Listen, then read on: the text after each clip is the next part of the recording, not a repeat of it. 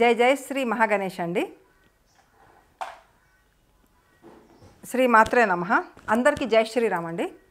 ఇప్పటి వరకు మనము మిథున రాశి గురించి మాట్లాడుకున్నాము. అంటే నాలుగు రాశుల గురించి మాట్లాడుకున్నాము. ప్రజెంట్ కర్కాటక రాశి, కర్కాటక లగ్నం వాళ్ళకి అష్టమ శని నడుస్తున్నారండి. అష్టమ శని ఈ 2.5 సంవత్సరం నుంచి మానసికంగా అంటే ఎమోషనల్గా చాలామంది వీక్ అయిపోయి ఉన్నారు. ఇది కర్కాటక రాశి గురించి అండి చెప్తున్నాను. చాలామంది కర్కాటక రాశి వాళ్ళు, కర్కాటక లగ్నం వాళ్ళు బాగా వీక్ అయిపోయి ఉన్నారు మనసులో. ఎందుకంటే మనసులో ఉన్న మాట చెప్పుకోలేక ఎమోషనల్, ఇంకోటి ఏంటంటే లంగ్స్ రిలేటెడ్ ప్రాబ్లమ్స్ ఇవన్నీ కూడా. సో అష్టమ శని 2.5 సంవత్సరం అయిపోయింది. మార్చి 29న రాత్రిపూట 11:01 శని మీనంలో వెళ్తున్నారు. అంటే మీ భాగ్యస్థానంలో శని వెళ్తున్నారు. సప్తమ అష్టమాధిపతి భాగ్యస్థానం ట్రాన్సిట్ అనమాట. గురువు ఇంట్లో, అందులోను గురువు కూడా ప్రజెంట్ మీకు లాభంలో ఉన్నారు. కొన్ని రోజుల తర్వాత వ్యయంలో వస్తారు. వ్యయంలో గురువు వచ్చినా కానీ, ఇక్కడ న్యాచురల్ 12th ప్లేస్మెంట్లో శని ఉన్నా కానీ మీరు కొంచెము గుడికి వెళ్ళి, లేకపోతే ఏదన్నా ఓల్డేజ్ హోమ్కి వెళ్ళి చిన్నవి మీరు హెల్ప్ చేస్తూ ఉండాలి. చిన్నవి వాళ్ళకి కొద్దిగా శనివారం రోజున సేవ చేసి రావాలి.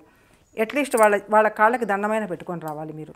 ఇది ఖచ్చితంగా మీరు కర్కాటక రాశి వాళ్ళు చేయాల్సిందే. నెంబర్ 2, భాగ్యస్థానంలో శని ట్రాన్సిట్. అంటే మనకి ఇప్పటి వరకు అండి మీరు ఏదో పొద్దునబూట ఏదో రాత్రిపూట పడుకున్నాములే, పొద్దునబూట లేచాములే, మెల్లగా లేద్దాములే, అన్నీ ప్రోకాస్టినేషన్ అనమాట. చూద్దామని అంటే డిసిప్లిన్ అన్నది పూర్తిగా పోయింది ఈ 2.5 సంవత్సరంలో.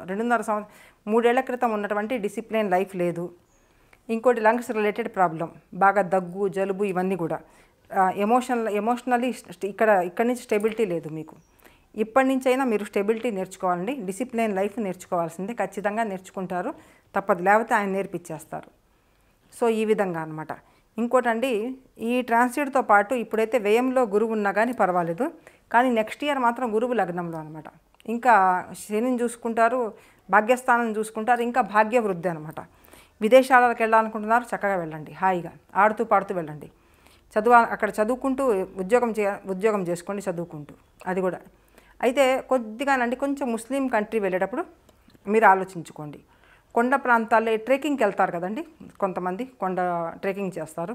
ఆ విషయంలో కొంచెం జాగ్రత్తగా ఉండండి. వెనకాల వ్యాలీ ఏమన్నా ఉన్నా కానీ చూసుకొని చేయండి. ఓల్డేజ్ వాళ్ళు ఎవరైనా ఉంటే వాళ్ళకి మీరు ఖచ్చితంగా వాళ్ళకి కాళ్ళకి దండం పెట్టుకొని వెళ్ళండి.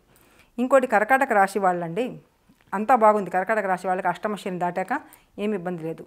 ఎమోషనల్గా ఎవరికైతే మ్యారేజ్ రిలేటెడ్ ప్రాబ్లమ్స్ ఉన్నాయి, ఎందుకంటే 7th లార్డ్ కూడా మ్యారేజ్ అనుకుంటూ ఆగిపోయింది. లాస్ట్లో మ్యారేజ్ సరిగ్గా అంటే ఒక 2-3 నెలలకే వాళ్ళిద్దరి మధ్య సంథింగ్ ఏదో చిన్న పోట్లాటలు వచ్చి విడిపోవడం, వాళ్ళ అత్తమామతోటి ఏదో మాటలు వినడం, ఇక్కడ వీళ్ళ అత్తమామతో ఏదో మాటలు వినడం, ఆ విధంగా పెద్దవాళ్ళ మధ్యలో ఉన్నటువంటి గొడవలు అవన్నీ కూడా సమసిపోయి చక్కగా ఏ మనిషిని అయితే మీరు అనుకుంటున్నారో వివాహం అయ్యే అవకాశం ఉంది. సంతానం లేని వాళ్ళకి సంతానం కూడా, అందువల్ల ఎటువంటి ఇబ్బంది లేదు. ఎందుకంటే గురువు కూడా ట్రాన్సిట్, గురువు ఎగ్జాల్టేషన్, శని మీనం అనమాట, మీనంలో ఉంటారు. శని మీనంలో ఉన్నా మీకేం ఇబ్బంది లేదండి. భాగ్యస్థానంలో చాలా మంచిదన్నమాట శని ఉండడం. అయితే చాలా ఏళ్ళ నుంచి ఎవరికైతే ఇక్కడ చిన్న విషయం అండి, ఎవరికైతే ఫాదర్కి కొంచెం ఒంట్లో బాగలేదు అని చెప్పి చాలా ఏళ్ళ నుంచే వాళ్ళని పట్టించుకోకుండా పోవడం, ఇలా చేయకండి. ఫాదర్ని మాత్రం ఖచ్చితంగా మీరు పట్టించుకోండి. మీ ఫాదర్ని కానీ, చివరికి ఇంట్లో తాత ముత్తాతలు ఉన్నా కానీ, ఎవరైనా ఉన్నా కానీ, వాళ్ళు కొంచెం 90 years 100 years వాళ్ళని ఈజీగా తీసుకెళ్ళి మీరు ఓల్డేజ్ హోమ్లో అలా పెట్టకండి. ఎందుకంటే రేపు మీరు కూడా అక్కడికే వెళ్తారనమాట కొన్ని సంవత్సరాల తర్వాత. బెటర్ కదా, ఆ పని చేయకండి. చక్కగా 4 fathersని చూసుకోండి. పితృవుకు సంబంధించినటువంటి ఏదైనా కార్యక్రమాల్లో మీరు పాల్గొంటూ ఉండండి. వాళ్ళకి సంబంధించిన కాకులకి ఏదైనా ఆహారం పెట్టడం, నల్ల మేకలకి ఆహారం పెట్టడం, నల్ల కుక్కలకి, ఆవులకి, గోమాతకి ఏదైనా పెట్టడం. మేకలకి ఎందుకండి చెప్తున్నాను, కొద్దిగా రాహు బాగుంటారు. ఎందుకంటే ఇప్పుడు అష్టమ రాహు కాబట్టి మీకు రాబోయే టైంలో, అందువల్ల చెప్తున్నాను. నల్ల మేకలు చాలామంది అండి నల్ల మేక చిన్నపిల్ల తీసుకొని ఎవరికైనా పెంచే వాళ్ళకి ఇచ్చేస్తారు. దాంతోపాటు గడ్డి కూడా ఇచ్చేస్తారు. 1 yearకి సరిపోయినంత గడ్డి కూడా ఇచ్చేస్తారు అనమాట. అది అంత మంచిదనమాట. చాలామంది ప్రేమతో పెంచుకుంటారు. మేకనైనా లేకపోతే కుక్క పిల్లనైనా నల్లది ఎవరికైనా ఇచ్చేసేయండి. దానికి సంబంధించినటువంటి ఫీడింగ్ ఏదైతే ఇస్తారో దానికి కూడా మనీ ఇచ్చేసేయండి. లేకపోతే ఎవ్రీ మంత్ ఇంత ఇచ్చేసేయండి. చాలా బాగుంటుంది, ఇది చేయండి. ఎందుకంటే అష్టమ రాహు కూడా, అది ఇప్పటివరకు అష్టమ శని. అయితే భాగ్యస్థానంలో ఆయన బాగున్నారు. అదేవిధంగా వ్యయస్థానంలో రాబోయేటువంటి గురువు చాలా బాగున్నారు. మిమ్మల్ని సేవ సంబంధిత ఏదన్నా కానీ గుడికి వెళ్ళేసి సేవలు చేయడము, ఏదన్నా పెద్దవాళ్ళకి సేవలు చేయడం, వాటిల్లో అయితే పెడతారండి. చాలా బాగుంటుంది.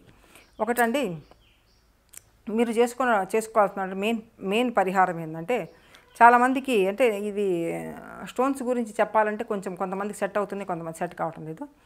బెటర్ అన్నమాట మీరు రావి చెట్టు ప్రదక్షిణలు. అదేవిధంగా శనివారము సోమవారము శివలింగం మీద రైస్ అండి, రైస్లో కొంచెం ఇవి కలుపుకోండి, పసుపు కలుపుకొని గంగాజలం కలుపుకొని తడుపుకొని ఒక 1/2 కిలో 1/4 కిలో రైస్ ఇలా అనమాట సమర్పించుకోండి శివుడికి. ఇచ్చేయండి ముందు. తర్వాత ఇది శనివారం రోజు చేయండి. సోమవారం రోజు మాత్రం చెరుకు రసం ఉంటుంది. చెరుకు రసంలో ఇంకొన్ని ఒక 2-3 రకాల పళ్ళ రసాలు కలుపుకొని మీరు పోసేసుకోండి. బెటర్ అండి. మీరు ఈ శివరాత్రి రాబోతుంది కదా, 26న శివరాత్రి రాబోతుంది. అక్కడి నుంచి మీరు శివుడికి ప్రతిరోజు ప్రదోషకాలంలో అంటే సాయంత్రం పూట 6 తర్వాత స్టార్ట్ అవుతుంది, ఆ పూజ చేసుకోండి. మానసికంగా ఏదైతే అశాంతిగా ఉంది అది బాగుంటుంది. ఎమోషనల్ ఏదైతే వీక్గా అయ్యారో అది బాగుంటుంది. డిప్రెషన్లో వెళ్ళారు చాలామంది, అది బాగుంటుంది.